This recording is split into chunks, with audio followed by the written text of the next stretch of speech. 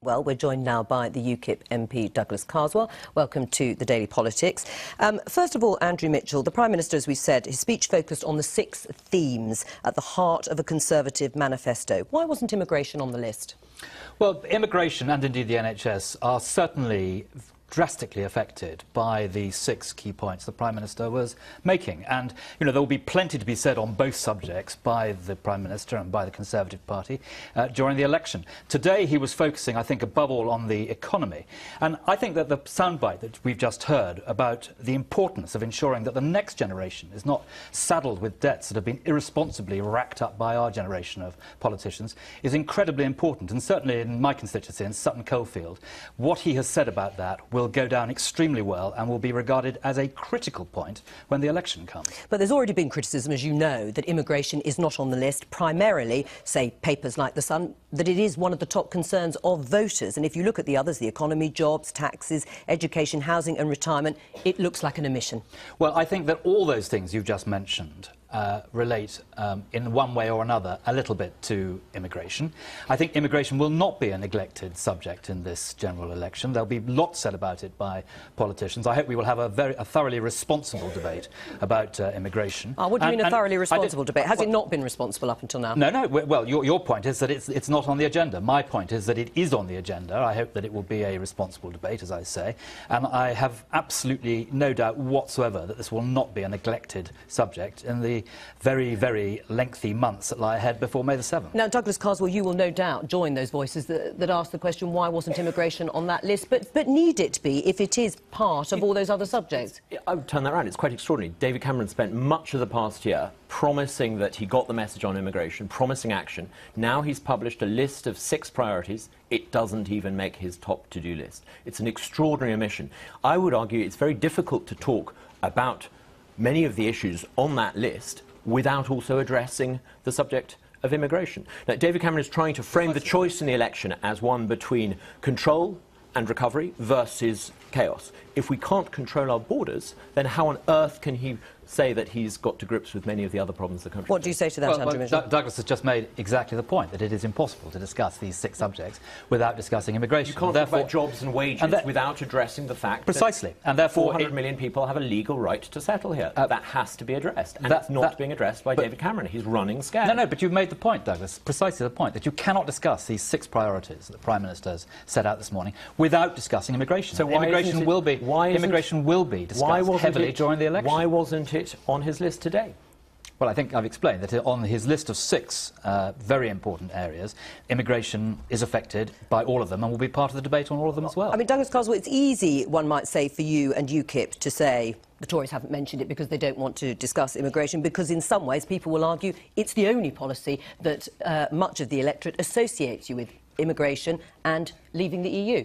I would say, on the contrary, David Cameron talked very sensibly about the need to reduce but I'm asking about UKIP's association with only 1 or 2 policies. Well, I think UKIP in many parts of the country is associated with far more than simply just those macro issues. If you listen to what David Cameron said about deficit reduction, I totally agree. That's why we would go further, and we would reduce the deficit even faster by reducing the amount of overseas aid by £9 billion a year. That's something that he hasn't even contemplated. But John, is it a subject that actually Labour is happy to talk about? Are they comfortable talking about the issue of immigration? You've criticised the party before for not dealing with it. Of course we're happy to talk about immigration. We're happy to talk about health and the things on David Cameron's list. But this is extraordinary politics by the Conservative Party. It's shouty politics. It's saying, we only want to talk to you about what we want to talk to you about. We're not interested in what you have to say to us. Of course, the Labour Party haven't done that at all with the issue of the NHS and weaponising it. We have talked a lot about what needs to be done to sort out the NHS, and we're happy to work through David Cameron's list. We're happy to point out that they've borrowed £200 billion more than they said they would. We're happy to talk about disastrous records of house building. We're happy to talk about the way their fees policy has piled debts onto future generations. We will go through all of David Cameron's list and have strong things to say. But for him to say to the British people, even though on the doorstep you say you want to talk about immigration, even though on the doorstep you want to talk about the health service, we don't want to talk about it, I think is pretty catastrophic for the Tories, to be honest, and shows an arrogance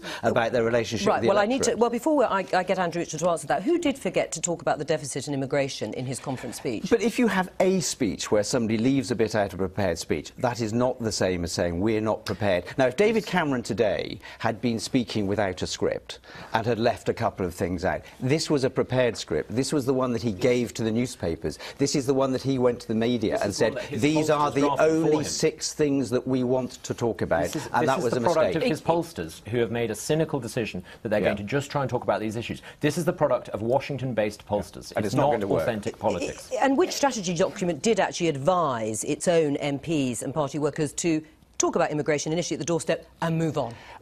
There is one, I think, produced by some junior member of staff somewhere, which lies in many recycling bins. So they were wrong? Do you think they were wrong? You think it should be... I have been outside a school gate this morning talking to parents about a number of issues: fuel prices, childcare, apprenticeships and immigration. It's what I do, it's what other Labour MPs do. Of course we do. It's part of the national conversation. Just before I come to you, Sal Brinton, on this subject, I mean, you said for Labour List we should work actively to reduce the number of EU migrants coming to the UK and move closer to the relationship we have with the rest of the world. But we're so politically correct, we cannot admit that's the aim, even though that's exactly what most of our voters want to hear.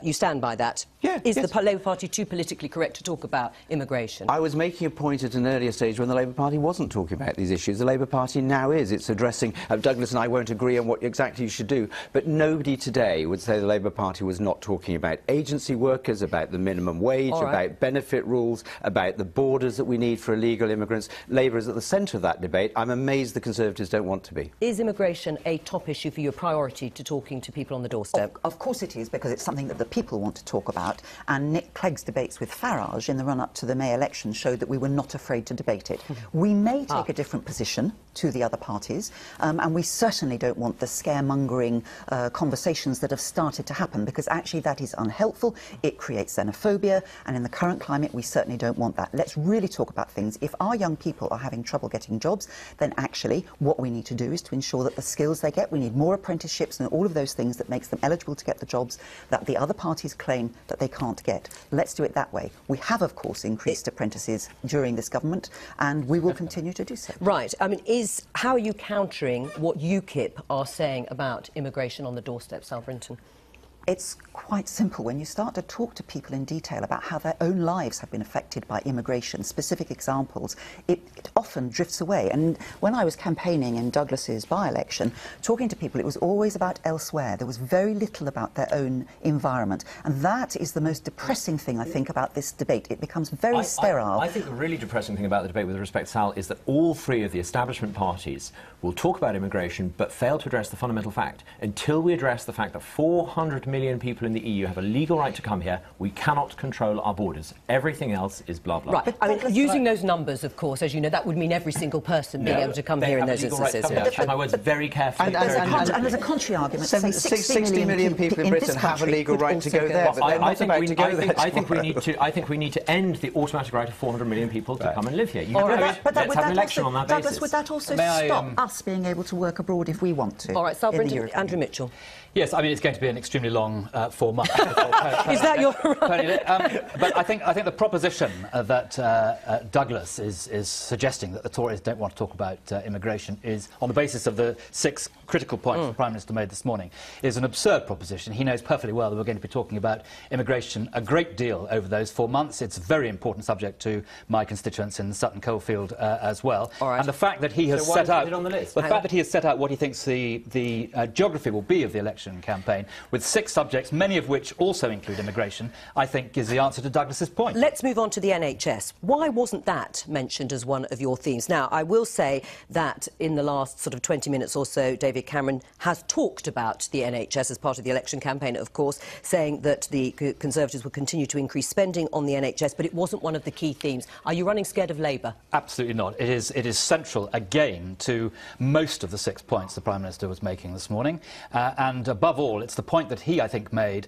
that unless you have a sound economy, unless the economy continues to grow, we will not be able to fund the NHS in the way that all parties want to do. So it runs through like, you know, like a vein through a stick of rock. But you've missed targets. You've missed targets on A&E waiting times, operations and GP referrals. Now, the Prime Minister looks, because of those figures as the backdrop last week, as if he's ducking the fight. Well, we even had Jeremy Hunt saying it's Labour's agenda, it's Labour's subject. There are real pressures on the NHS, which we all care about, for our children and for where people have elderly parents, people who use the NHS, our constituents. We all care about it. I think over the next 4 months, if this is a debate which is sort of saying it's all Labour's fault or it's all the Conservatives' fault, we will miss an opportunity to sketch out precisely how we're going to tackle the immense problems which all of us know the NHS faces. Do you regret now being involved in that top-down reorganisation? There are Liberal Democrats who feel they don't want to be associated with that anymore going into this election campaign. The reorganisation on its own is not the problem. There are some fundamental problems about capacity within the NHS. We have an ageing population, and there's no doubt that's where some of the pressure is. The reason I regret David Cameron not making it one of the Conservative Party's highlights is that actually it means we don't know how much the Conservatives are going to invest in the NHS. And Simon Stevens, the Chief Exec of the NHS, has said we need $8 billion during the next Parliament. We as Liberal Democrats have said that we will provide that. We're absolutely clear and unequivocal. Yeah, although how you're going to provide it is fairly vague. We have set some of that out, but we are not waiting until the deficit is cleared, nor are we waiting until there's an upturn, as Labour has said, halfway through. Well, let me put that question to you, Douglas Carswell, because as you know, Nigel Farage has been accused of wanting to look at a social insurance policy to fund the NHS. He's denied that, he's rejected it, wanting to keep it free at the point of use. But do you and does UKIP sign up to Simon Stevens, who's running the NHS, figures for spending £8 billion more by 2020? I think we are going to have to spend more. We are going to have to spend more as a society for the simple reason that people are living longer. Technology means that we can spend more and invest more in health. We're going to have to do it. Right. So you would increase spending. Would you ring-fence and protect spending in the NHS, UKIP? Well, we will publish a budget, but I think we're going to have to increase spending because the fact is that people are living longer.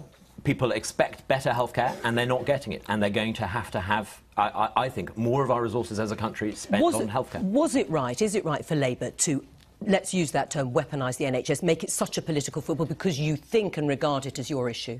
It is a critically important issue for the country. It's the biggest single symbol of what sort of society we are. Was that the language you would have used? We all pay in, and it's there when we need it. I must admit, slightly sceptical about the sudden turn of many UKIP's leading lights towards support for the NHS. But let me just say this, the bigger issue here is that the NHS is in the situation it is at the moment, partly because of increased demand, more elderly people, more serious state of health, but partly because of a disastrous reorganisation that not only wasted a lot of money, threw things into chaos, and secondly, an insistence that the privatisation of many services is at the heart of the way the NHS should go in the future. And we will put the NHS at the centre, not least because we have shown where additional money comes from through a mansion tax. We have made it clear how we want to bring health service and social service spending together to help elderly people in particular. We've made clear what needs to be done about the reorganisation. So we will talk about this because I think only the Labour Party can actually secure the future of the NHS. Well, right, very briefly, I want to mention very quickly the deficit. As a Conservative backbencher, I got it wrong when I supported the reorganisation. I recognise that. I changed parties. I fought a by-election promising to create NHS reform that did away with this overly complicated system that is directly responsible for many of the problems we face this winter. You joined a party whose leader had been advocating for ages the privatisation. We are pro-NHS. Suddenly changed. We're passionately pro-NHS. You were talking about can voters trust you on that? Absolutely. You were attacking Andrew for talking to focus groups earlier on. UKIP have talked to focus groups of voters, and you've done a flip on the NHS. So, Douglas, are you still going to charge people to visit the GPs, which has been party policy for some time? That is not party policy. It's never been party policy, and it never will be. Stop the smears and the jeers. Okay, UKIP is pro-NHS. All right, just very, very quickly, on the Charter for Budget Responsibility, why is Labour supporting the Charter for Budget Responsibility, John Denham, to eliminate the deficit? Because we believe it's compatible with our commitment to deliver deficit reduction. The way that it's phrased is compatible with what we have said. It doesn't require us to sign up to the destruction of the public sector in the way that George Osborne wants to. Well, hang on, I've got to let Andrew Mitchell just answer. £30 billion of savings, what will that do to public services? Well, I think the important point is what John's just said about them signing up. It's easy to sign up. The question is, how will you do it? And over the long 4 months, we will be trying to identify what Labour would actually do in order to meet what they're voting for tomorrow. Right, because you would do it wholly through cuts. Well, hang on, and you would do it through tax. Well, hang on, John. Then I'm going to ask the questions. It's tax rises and cuts. You would do what? 50-50 tax rises? Well, let's, for example, this government got rid of the tax on millionaires. We will put that tax on higher earners back on. 50%. That's not going to get rid of the deficit. Well, no, would you have a £15 billion tax bombshell? We'll have a mansion tax as well. We've made that perfectly clear. We've made changes in delivery. We've said about some benefits to wealthier pensioners. All right. We've set those things out. The choice is, do we go for more tax cuts for the wealthy and unfunded tax cuts for the wealthiest, or do we actually have a fair balance? And that's what needs to be done. I mean, it has to be said that taxation under this government has been higher at 50 and 45% than it ever was when Right, and we're going to have to leave it there. Done. I'm sorry, we haven't got any more time. Douglas Carswell, thank you.